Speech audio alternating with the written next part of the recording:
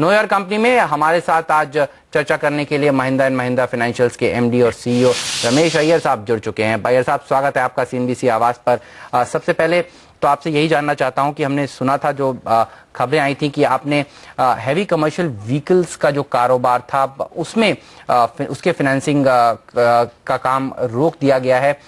उसके पीछे क्या वजह रही, ये जानना चाहते हैं। और ये भी जानना चाहते हैं कि आगे चलकर आप वापस से उस सेगमेंट को कैटर करते हुए नजर आ सकते हैं क्या? देखिए, हमने जो हेवी कमर्शियल व्हीकल का काम जो शुरू किया था, ये 18 मंथ्स के आसपास हमने शुरू किया था, अबाउट 18 मंथ्स टू 2 इयर्स के आसपास। और जैसे हमने देखा कि बाजार में इतनी डिमांड नहीं है और कस्टमर जिस तरीके के एक्सपेक्टेशन रखते हैं और हमारे जैसे जो प्लेयर, न्यू प्लेयर है, वो उसको मीट नहीं कर पाएंगे। जैसा कि हाई क्वांटम ऑफ फाइनेंस की रिक्वायरमेंट हो सकती है और कुछ लोगों को 5 से 7 साल की लोन की रिक्वायरमेंट है और कॉस्ट ऑफ ऑपरेशंस अधिक होने की वजह से कुछ इंटरेस्ट में वो कमी मांगते हैं। और एक न्यू प्लेयर होने की वजह से हम नहीं समझते थे कि हम उस चीज को फुलफिल कर पाएंगे। इसलिए हमने ये डिसाइड किया कि जब तक बाजार कुछ ठीक नहीं हो जाती है कमर्शियल व्हीकल के लिए, हमारा उसमें रहना ठीक नहीं रहेगा। लेकिन जहां तक ग्रोथ स्टोरी है, हम ये बिलीव करते हैं कि ऐसा auto finance company commercial vehicle में रहना जरूरी है। और आज भी हम एलसीवी और पिकअप जैसे गाड़ियां कर रहे हैं। और ऐसे नहीं कि हमने टोटली काम जो है बंद किया है हेवी कमर्शियल में।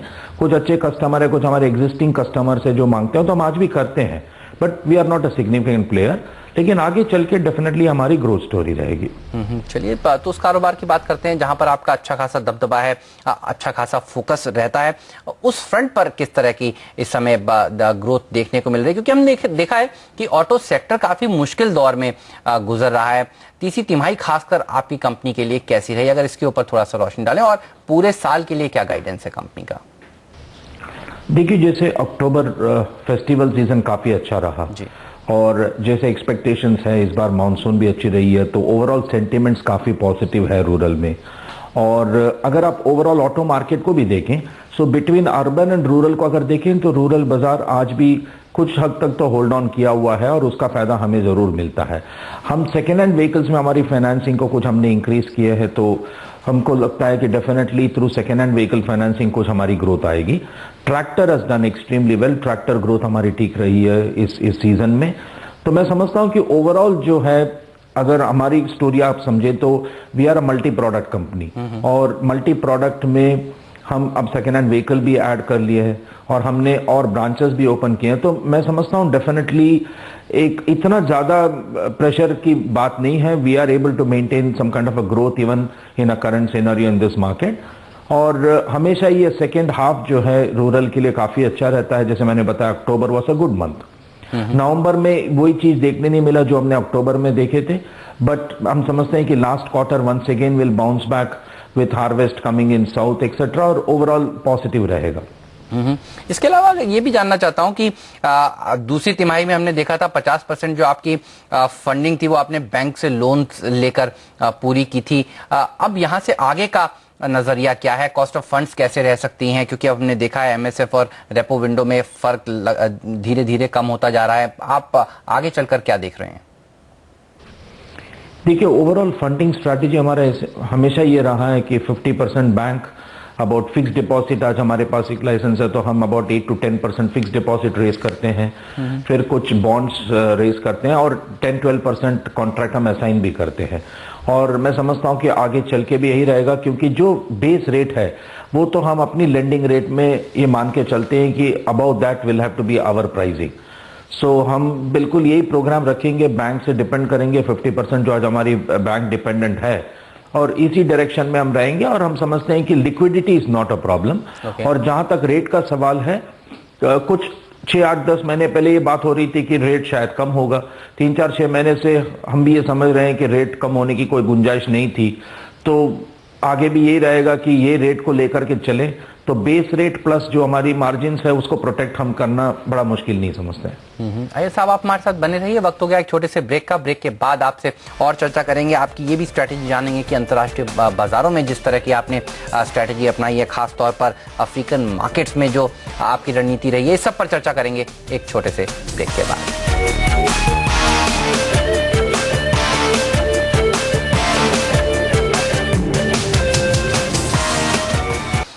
हमारे साथ M&M फाइनेंशियल्स के MD और CEO रमेश अय्यर साहब जुड़े हुए हैं, उनसे हम चर्चा कर रहे थे ब्रेक से पहले। अय्यर साहब, ये भी आपसे जानना चाहता हूं कि कंपनी की योजना थी कि वो अफ्रीका के मार्केट्स में जाए, अफ्रीका में तेजी से कारोबार को फैलाए, उसके ऊपर क्या स्ट्रैटेजी है, किस तरह का काम आपने अब तक किया है और आगे क्या अपेक्षा करनी चाहिए उस फ्रंट पर? देखिए, जो हमारी ग्लोबल अप्रोच है वो हम महिंद्रा एंड महिंद्रा के फुटप्रिंट को फॉलो करते हैं और अफ्रीका में काफ़ी महिंद्रा की गाड़ियां बिकती है और इसलिए हम ये चाहते थे कि हम भी वहां जा करके ये कोशिश करें अगर फाइनेंस कंपनी सेटअप करने की कोई गुंजाइश हो तो हमने एक प्रोजेक्ट टीम अब डिसाइड किया है। प्रोजेक्ट टीम जाएगी, वो एक मार्केट को स्टडी करेगी कि क्या अपॉर्चुनिटी है, क्या रेगुलेटरी फ्रेमवर्क है और कितना आसान है फॉर अ फाइनेंस कंपनी उस बाजार में काम करना। और एक बार ये निश्चित हो जाता है कि हाँ, यहाँ पे एक अपॉर्चुनिटी है और ऐसे किया जा सकता है, देन उस हिसाब से हम जो है आगे काम बढ़ाएंगे। बट अभी फिलहाल तो सिर्फ एक प्रोजेक्ट टीम का ही फाइनलाइजेशन हो रहा है और ये टीम जो है एक आध महीने में वहां जाएगी और एक डिटेल स्टडी करके फिर उसके बाद डिसीजन लिया जाएगा। ऐसा अफ्रीका के अलावा और कौन से मार्केट्स पर आपकी नजर रहने वाली है आगे चलकर? और ये भी जानना चाहता हूं कि इंटरनेशनल एक्सपोजर कितना रखना चाहते हैं आप एज अ कंपनी फाइनेंसिंग के तौर पर? देखिए, क्लियरली हम तो रूरल इंडिया में काम करते हैं और हमारी टोटल स्ट्रैटेजी ही रूरल इंडिया की रही है और आज बैलेंस शीट अबाउट 32,000 करोड़ की बैलेंस शीट है। और चाहे हम जितना कर लें ग्लोबल में, मेरे ख्याल से वो ओवरऑल बैलेंस शीट में तो एक काफी कम परसेंटेज रहेगा, मैक्सिमम 5% तक का ही काम रहेगा हमारा। और जहां तक दूसरे मार्केट का सवाल है, आज ऑलरेडी आज हमारे यूएसए में एक ज्वाइंट वेंचर है अलॉन्ग विथ रैबो बैंक के सब्सिडरी के साथ में, जहां पे हम ट्रैक्टर फाइनेंस करते हैं जो महिंद्रा फाइनेंस यूएसए के नाम से जाना जाता है। कोरिया में एक हमारी प्रोजेक्ट है और जैसे आपने देखा होगा उरी फाइनेंशियल के साथ में हमने मेमोरेंडम ऑफ अंडरस्टैंडिंग साइन किया था वो बाजार को समझने के लिए, और वहां पे प्रोजेक्ट है जो काम कर रही है, डिटेल्स वहां पे समझा जा रहा है कि क्या किया जा सकता है। तो फिलहाल तो ये 3 मार्केट्स है। यूएस में हम ऑलरेडी काम कर रहे हैं लास्ट 2 साल से, कोरिया में प्रोजेक्ट है और साउथ अफ्रीका में प्रोजेक्ट की बात हो रही है। ये सब हमने देखा है पर्सनल फाइनेंस में, गोल्ड लोन में, ये सेगमेंट आपने अभी भी छोड़ के रखा है। ये एक सोची समझी रणनीति है या आगे जाकर आप इस सेगमेंट को भी केटर करते हुए नजर आ सकते हैं? नहीं, ये सोची समझी रणनीति है क्योंकि जो लोन की टिकट साइज है ये काफी लो साइज के लोन्स है और इंस्टॉलमेंट साइज और भी कम रहती है, तो ये कॉस्ट स्ट्रक्चर ठीक नहीं होता है। तो हमारी जो ब्रांचेस है वहां से ये नहीं किया जा सकता और जब तक कि हम एक अलग इंफ्रास्ट्रक्चर इसका नहीं बनाए या टोटल एक टीम अलग से नहीं बनाए, इस प्रोडक्ट में काम करना ठीक नहीं रहेगा। और जिस तरीके से आज हमारे कारोबार है on automobile, tractor, second hand vehicle, construction equipment, ये सारा काम, इसमें मेरे ख्याल से अभी भी काफी हेडरूम है हमारी ग्रोथ के लिए। तो हम नहीं चाहते हैं कि इसके बीच में कोई ऐसा एक प्रोडक्ट करें जिसमें हमारी अटेंशन डाइवर्ट हो जाए और एक साइज इतनी बड़ी नहीं बनेगी जितना होना चाहिए। तो एक सोची हुई स्ट्रैटेजी है और हम इसमें शायद आगे नहीं बढ़ेंगे।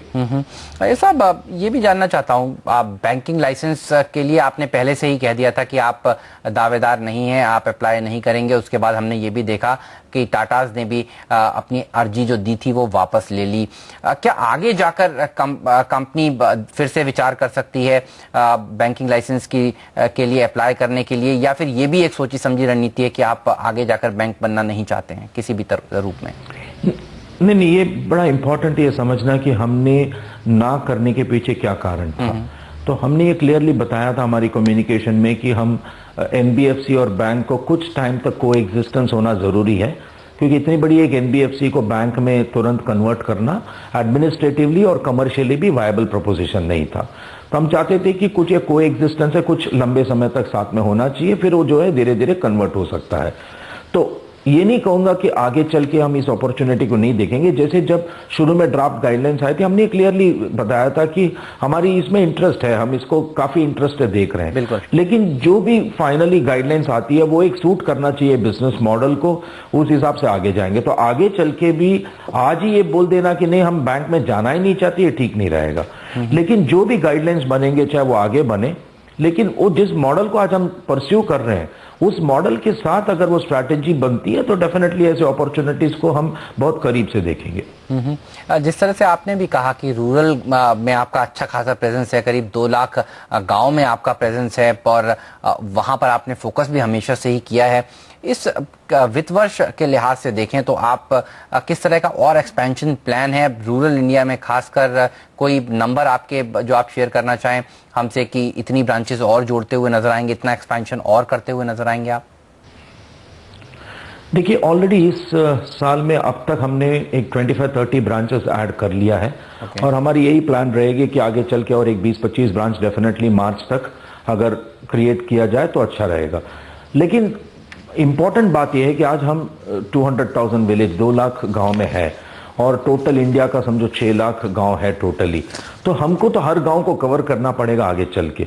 और ये 2 लाख गांव कवर करने में 10-12 साल जो हमें लग गया, हम समझते हैं कि आज हमारी जो समझ है, जिस तरीके से हमने इतने साल यहाँ काम किया है, जो कस्टमर के रिक्वायरमेंट को हम इतनी करीब से समझते हैं, तो आगे चल के ये जो और 2 लाख विलेजेस अगर ऐड करना चाहे तो आगे 5 साल में ये किया जा सकता है। तो हमारी हमेशा ये डायरेक्शनली स्ट्रैटेजी ऐसे ही रहेगा कि हम कितने डीप जाएं, कितने कस्टमर के करीब जाएं, ताकि उनकी समझ के हिसाब से एक प्रोडक्ट को डिजाइन करें, उनको सर्विस करें, वहां प्रोवाइड करें। तो ये बड़ी अपॉर्चुनिटी है। चलिए, धन्यवाद अय्यर साहब, आपने समय निकाला CNBC आवाज के लिए और कंपनी का आउटलुक हमें समझाया। बहुत बहुत धन्यवाद आपका। जाते जाते एक बार देख लेते हैं कि बाजार किस तरह से प्रदर्शन दिखा रहा है। थोड़ा संभलने की कोशिश करता हुआ 6300 के बेहद करीब निफ्टी फिर से पहुंच गया है। जरूर एक छोटा सा दबाव देखने को मिला था, लेकिन देखिए बाजार इस समय रिकवर करता हुआ नजर आ रहा है। ऐसा लगता है कि वो गिरावट दरअसल खरीद ली गई है। बाय ऑन डिप्स की रणनीति की बात भी काफी समय से एक्सपर्ट्स हमारे कर रहे थे इसी चैनल पर। आप देखिए मिड कैप स्टॉक्स में अब भी अच्छी खासी बढ़त बनी हुई है। HDIL जैसा शेयर 8% ऊपर, DLF, Unitech, India bulls, real estate शेयरों में आज अच्छी खासी रैली बनी हुई है। CNBC आवाज रियल एस्टेट अवार्ड में कौन बना देश का सबसे सम्मानित बिल्डर? आप बने रहिए CNBC आवाज के साथ, बताएंगे आपको छोटे से ब्रेक के बाद।